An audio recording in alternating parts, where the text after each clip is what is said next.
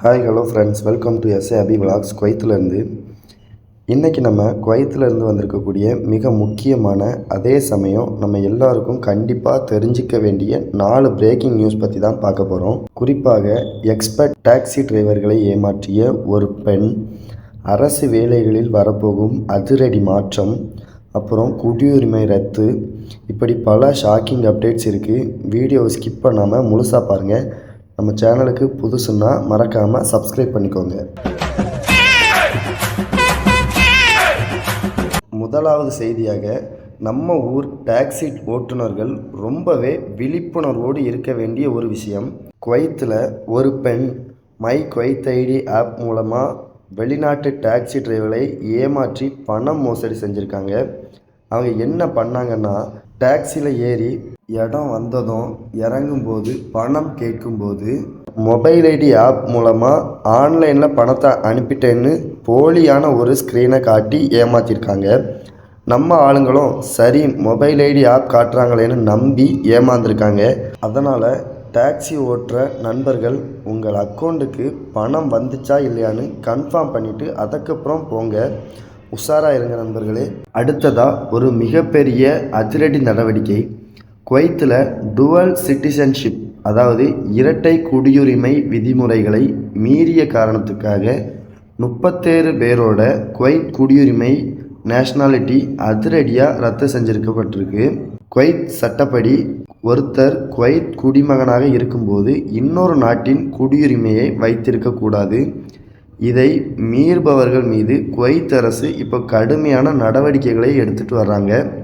அதோட ஒரு பகுதியாகத்தான் இந்த உச்சக்கட்ட நடவடிக்கை பாஞ்சிருக்குது. மூன்றாவது செய்தி, குவைத்தோட வேலைவாய்ப்பு கொள்கை பற்றினது.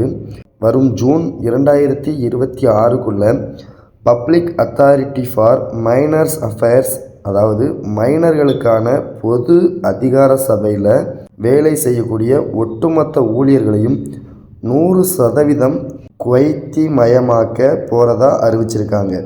அதாவது இந்த அரசு துறையில் இனிமேல் வெளிநாட்டவர்கள் யாரும் வேலை செய்ய முடியாது. முழுக்க குவைத் குடிமக்களுக்கு மட்டுமே வேலைவாய்ப்பு வழங்கப்படும்னு சொல்லியிருக்காங்க. குவைத்தோட நேஷ்னலைசேஷன் பிளான் எவ்வளவு வேகமாக நடந்துட்டு இருக்குங்கிறதுக்கு இது ஒரு சிறந்த உதாரணம். அடுத்த செய்தி, சொந்த வாகனம் வச்சிருக்கவங்க மற்றும் டாக்ஸி பயன்படுத்துறவங்க ரொம்பவே கவனமா இருக்க வேண்டிய ஒரு விஷயம். குவைத்தில் சட்டவிரோத பயணியர் போக்குவரத்து, இல்லீகல் பேசஞ்சர் டிரான்ஸ்போர்ட், அதாவது முறையான அனுமதியோ டாக்ஸி உரிமமோ இல்லாத சொந்த காரை வச்சு காசுக்காக ஆட்களை ஏற்றிட்டு போறவங்க மீது கடும் நடவடிக்கை எடுக்க அரசு உத்தரவிட்டுள்ளது. இதன்படி இதில் பிடிபட்டால் 150 குவைத் தினார் அதிரடி அபராதம் விதிக்கப்படும். அது மட்டும் இல்லாமல் 3 ஆண்டுகள் வரை சிறை தண்டனை கிடைக்கக்கூடிய வாய்ப்பு இருக்குன்னு எச்சரிச்சிருக்காங்க. ஸோ நண்பர்களே, தெரிஞ்சவங்க ஃப்ரெண்ட்ஸ்னு சும்மா கூட்டிட்டு போகிறத தவிர காசுக்காக சொந்த வண்டியை டாக்ஸி மாதிரி பயன்படுத்தாதீங்க.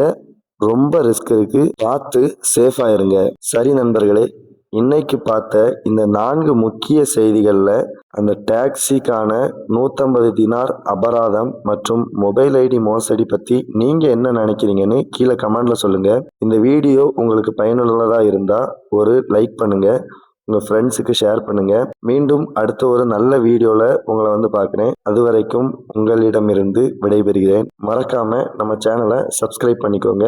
நன்றி.